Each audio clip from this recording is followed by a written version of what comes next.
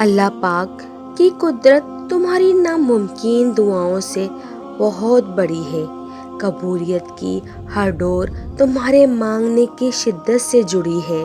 اللہ پاک پیاس سے گزار کر ہی حضرت ہاجرہ کو پانی کے چشمے تک لایا تھا۔ منزل تک پہنچنے کے لیے تمہارا بھی اس آزمائش سے گزرنا بہت ضروری ہے۔ انتظار کی اذیت کے بعد ہی تو حضرت یعقوب علیہ السلام کو حضرت یوسف علیہ السلام سے ملوایا گیا تھا۔ جسے سزا سمجھ رہے ہو اس دیری میں ہی تمہارے لیے بہتری چھپی ہوئی ہے۔ حضرت نوح علیہ السلام کی مدد مانگی تو خوفناک طوفان کے ذریعے سے مدد اتار دی گئی۔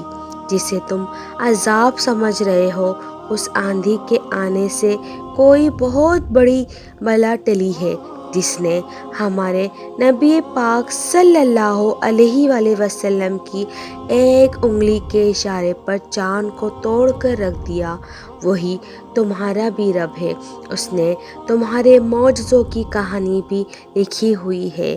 اللہ پاک تو راضی ہے دینے پر، تم کیوں تھک گئے ہو؟ پھر مانگ کر ناممکن سے ممکن تک ہر چیز اب تمہارے ہاتھوں کے اٹھنے پر رکی ہوئی ہے۔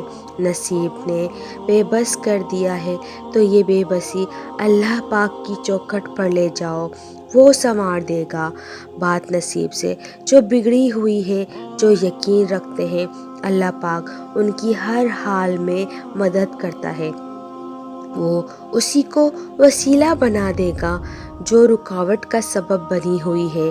وہ نہ چاہے تو کوئی پتا بھی نہ ہل سکے گا، وہ چاہتا ہے تبھی تو تمہارے منہ سے دعا جاری ہوتی ہے۔ تمہاری امید کو اللہ پاک اب تک اس لیے برقرار رکھے ہوئے ہے کیونکہ اس نے تمہیں عطا کرنے کی ساری تیاری کی ہوئی ہے۔